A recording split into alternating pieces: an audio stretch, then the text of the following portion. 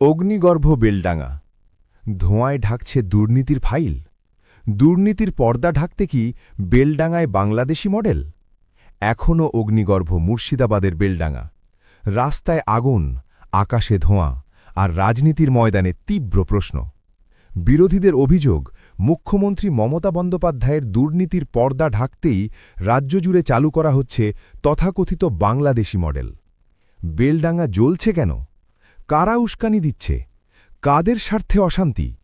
একদিকে ED CBI, অন্যদিকে ফাইলের পাহাড়, আর ঠিক তখনই রাজ্যের এক প্রান্ত থেকে আরেক প্রান্তে অশান্তির আগুন।